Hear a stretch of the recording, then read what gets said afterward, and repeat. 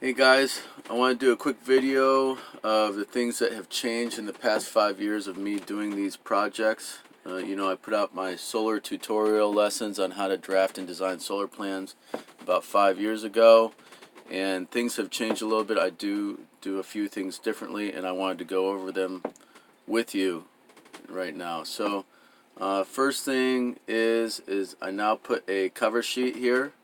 I now put this cover sheet, and it says both kilowatts in AC power and the kilowatts in DC power.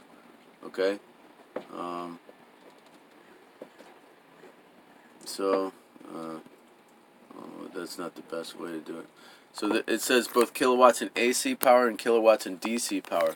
The way you figure kilowatts DC is to just add up the solar panels, just add up the amount of panels times the wattage of the panels. That's the DC power. So 325 watt panels times 25, that equals your DC power rating, 8.125 kilowatts.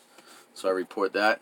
The AC is the output from the inverter. So each inverter is putting out, you have to go to the, for that, the output data here. Each inverter, I think these are IQ7s. If they're IQ7s, it's 250 watts. IQ7 Plus, it's 295 watt output. So let's see what they're using here. They're using IQ7s, so 250 watts. 250 watts times 25 inverters. Yep, 25 inverters times 250 watts. What is that? Is it 6 kilowatts?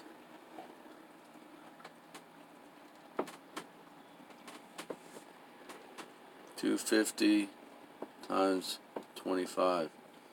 6.25 kilowatts. It should be 6.25 kilowatts. So, alright, but in any case, I'm now doing a cover sheet here, and please put this cover sheet on every single project, AC kilowatts and DC kilowatts. There might be other items here, like little notes down on the side, NABCEP certified, or other notes that the contractor wants, that our client wants us to put on this cover sheet. So please put those on the cover sheet depending on the client. Okay, site plan, page 1. A few things that have changed is these codes will change. We're coming into 2017 National Electric Code, not 2016. And so that it should be 2017, but pretty soon we're going to go into a different code there, and we have to verify that all of these codes are what this jurisdiction, the project's jurisdiction, wants. Okay, each jurisdiction has different codes. So now I have started to look up the codes in the jurisdiction to see what year code they require. Some people don't use California Electric Code. In Colorado they use International Energy Code. Okay, so please make sure you're putting the correct codes, the correct year. Go to the jurisdiction website and look up to see if you're using the correct year codes. Okay, this will change the scope of work. I'm now putting in the wind loads. The wind loads, really only in Colorado do they change. Sometimes in Florida, and also Colorado requires us to report the snow load here. So right here we have 110 mile an hour wind load, and so some jurisdictions require 180 mile an hour wind load in Florida, and then snow load can be 30 pounds per square foot up to 80 pounds per square foot. You really have to look at the jurisdiction what they're requiring. But I do have a spreadsheet for this, so just look it up in the spreadsheet. It's called the codes spreadsheet. I really only have the codes spreadsheet for Colorado, so I think Colorado is the only time you'll run into this problem. But I also have now in a checklist, on the checklist for them to tell me what the wind speed should be. Okay. I was going to show you a new Colorado checklist, but there's a site visit checklist. I'm now showing in the checklist The utility. The utility will determine everything, but underneath the utility, I will show if they need the setbacks or not. This one is showing that they do not need the setbacks there, but also I will have them start reporting the wind load that is required and the snow load, so that you can just fill that in based on what the checklist says. Okay. So the next thing that has changed is how I do the vicinity map. You see both the vicinity map and the roof JPEG. I require a measurement. Okay, I want a measurement on both of those. In the vicinity map, I have you zoom in to only the property. Okay, and measuring at least one property line. I really need a measurement on both the vicinity map and this roof JPEG, and I need you to just measure one of the property lines, okay, and zoom into only that property. An easy way to do it is take your vicinity map first, your vicinity map JPEG first, zoom in, and have that measurement line there, and keep that measurement line for when you do the roof JPEG, and just switch over to the satellite view, and it just automatically shows up. And so you do the same measurement line in both the roof JPEG and the vicinity JPEG. Okay, so that is what's different. Okay, this is all pretty much the same. Still need you to report the dimensions, the structural, the stringing. Sometimes some jurisdictions require all existing or new to be on there, so label things as E or N in those specific jurisdictions. I think really only Colorado we've had a problem with that. I need you to draw the street and the street name. I need you to draw the driveway and to label it as a driveway. Okay. I need you to draw the property line. When we're doing the patio coverings, you will need to measure the property line. You'll need to put those dimensions on that property line, and also dimensions on the house, but that's for the patio coverings only. Okay? So that covers the site plan. What's different about the structural? Not too much is different about the structural page. Just make sure you're putting the correct detail here. We have new attachments, new state-of-the-art attachments. Some attachments don't even need a rail, so those are railless attachments. So make sure you're doing the detail properly and you show it properly on here.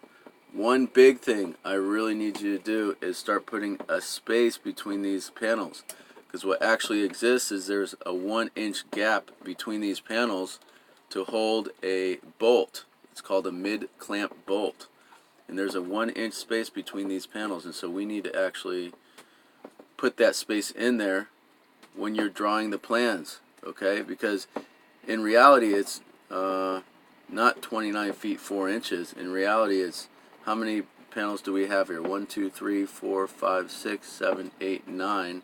It's 9 inches greater than that because of all these gaps in between. So that's a big difference in the measurement. And sometimes it can make or break a project, and we need to be able to tell the client if it fits or it does not fit. And those gaps in between, it's a considerable difference. So I have definitely started drawing it with a 1-inch gap in between each panel. Okay. If you'll see, I've started to do the attachments a new way, where I put 2 attachments in line at the end on every single end of the rails, and then I space out the other attachments. I kind of draw them as a diagonal. You'll see I draw them as a diagonal there. The first thing I do 2 in the same line on each end of the panels. And so that's the new way I do the attachments. And there is a note up here that says they need to be 72 inches on center. A lot of jurisdictions require them to be 48 inches on center. Okay? But if they require 48 inches on center, usually it will say in the checklist here. Let's see what the checklist says. See how this checklist says all attachments at 48 inches on center. So sometimes you'll see that. So yeah, if the customer is asking you for 48 inches on center, we need to put 48 inches on center, and I will try to have them put that on the checklist here. The utility, Colorado has a big problem with the utilities. Every utility wants the stringing differently, and so when you look at the checklist for a Colorado project, it will have the utility marked, and you will automatically need to know that this is an Excel project, and you need to design it as an Excel project with the Excel stringing. Well, how do you know the Excel stringing? Well, this is a California project. Okay, so the California project does not have a little note here. There will be a little note here for all Excel projects. Let me see if I can find an Excel project for you. I think this is an Excel project. So again, we have 2015 International Residential Code. That's what this jurisdiction requires, City of Aurora. 2017 National Electric Code. Okay, it's a different project now. This is in Colorado. The wind load is 110 mile an hour, but you need to double check on this code's spreadsheet what the true wind load is and snow load is in Colorado. You'll see I did the vicinity map correct now. You see how they measured one property line and took a snapshot, and then they used that same, they just switched over to a satellite view and used that same measurement. Okay, so it has a measurement line on both the vicinity map and the roof JPEG. Okay. For corrections, I need every single correction to be that we change to be clouded and in red. Okay. This allows the checker to see what exactly has changed, and I need to have that on every project. So you can see the engineer drew the street and labeled the street name, labeled the driveway. I need to have this scale in here. The black one is the scale for the 11 by 17, and the blue is the scale. No, the blue is the scale for the 1 inch on the 11 by 17, and the black scale is the scale of the actual drawing. Each one of those black hash marks is 10 feet, and that blue hash mark scale is 1 inch. So this is 20 feet. 20 feet in the black scale equals 1 inch in the blue, and that's how the scale is down here. You'll see the scale is correct. These are different type of attachments, so this attachment detail is now correct. Be careful and please pay attention to how these attachments and use the correct detail. All the corrections are in red. There's inevitably going to be some corrections. Now this is where the thing is different. This is an Excel project, so you have this Excel note. Excel, the utility, requires that this note be on every electrical page. So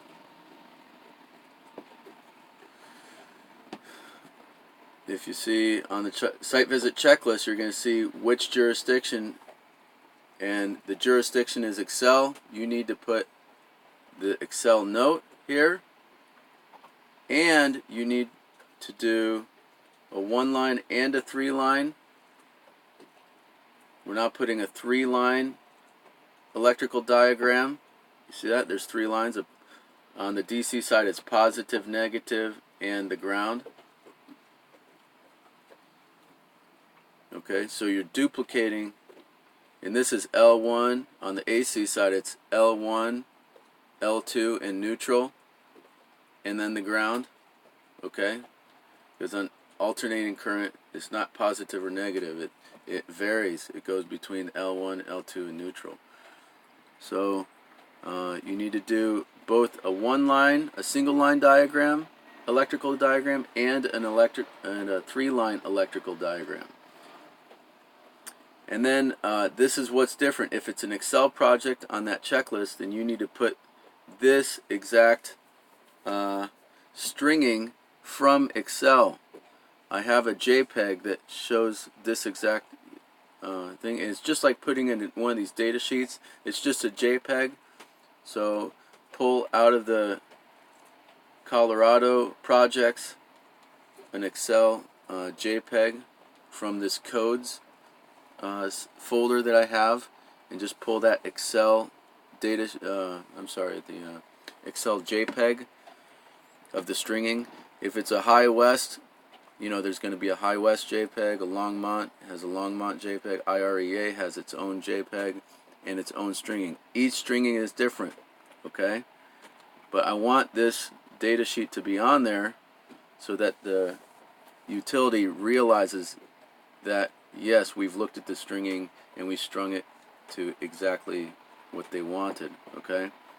Sometimes, and the difference is, sometimes this meter will be before the AC disconnect, between the AC disconnect and the inverter. Sometimes this PV meter will be after the AC disconnect, and between the AC disconnect and the main service panel. One other thing that they did not do in this is every time there's a PV meter, I need to see a line side and a load side, okay? So the load side always goes towards the main service panel, and the line side is from the solar panels.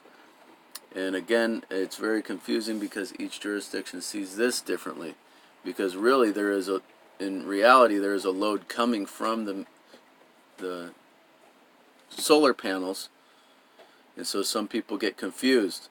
But I want the default to be always that the line side is the solar panels and the load side comes from the utility, the street, okay?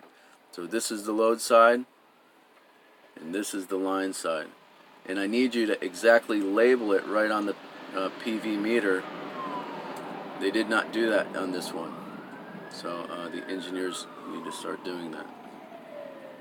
Again, you can see the corrections have been clouded in red. And I think that's it. Sometimes, so there's the data sheet for the solar panels, the inverter, the optimizers, there's the attachments and rail. Sometimes there's a new placard that they're requiring on some projects.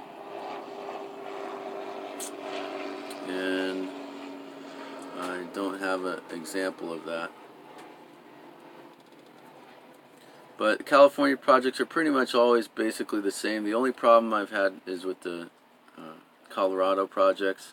Sometimes in Massachusetts projects that we do differently. But just try to always go back to the default, and my videos will show you the default. And then these are just the changes that we're doing differently. So again, to recap, let me just try and list them out really quickly. So we have a cover sheet for every single project with AC and DC power rating. We have the JPEGs that are differently. Make sure you're using the correct codes. The wind speed and snow loads need to be reported in the scope of work. The street name is drawn and the driveway is drawn and labeled. Attachments we're doing the new way of attachments. Make sure you have the correct attachment detail. Make sure that this note says 72 inches on center or 48 inches on center correctly.